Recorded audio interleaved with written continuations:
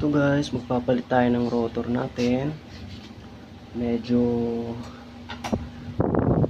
good na rin tong luma natin na Zoom.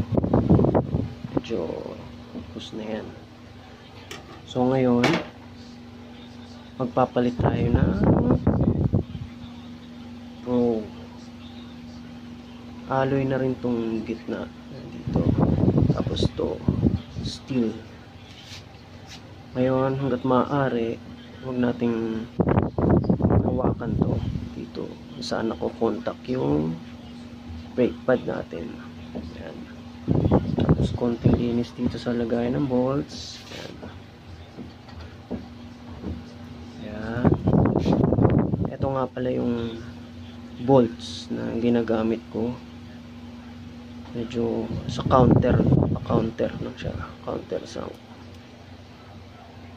Ito yung talagang para dyan, ganitong klase. Yan. Pero naisip kong palitan ng ganito. Okay din naman siya kasi ito hindi na siya kinakalawang, unlike dun sa isa na ano pa siya ng kalawang.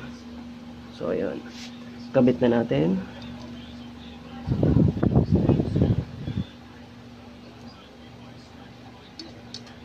Lagay lang muna ng maluwag lang. Huwag magmadali. Okay.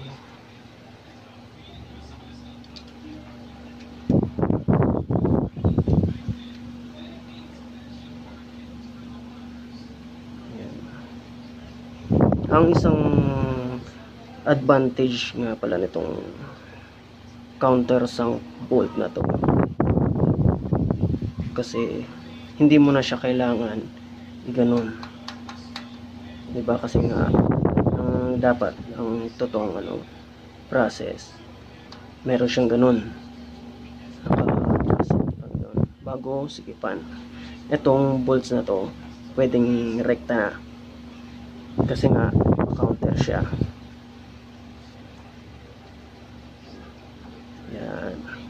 Hindi mo na kailangan ganon. Kasi kahit puwersa siya, hindi siya gagalaw dahil counter nga yung counter sunk yung niya, bolts na.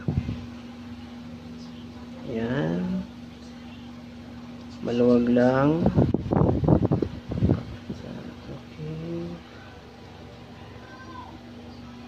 Ngayon, yan. Ang unang pagsikip niyan mula dito, parang star process. Hindi, mula una dito, pangalawa, pangatlo, apat, lima. Okay. Ganyan. Yan.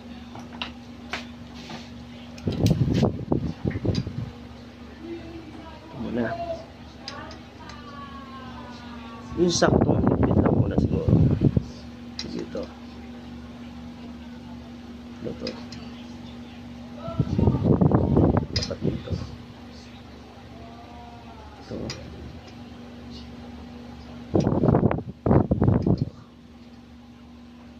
Yan. Pwede pa natin dooblehin pa.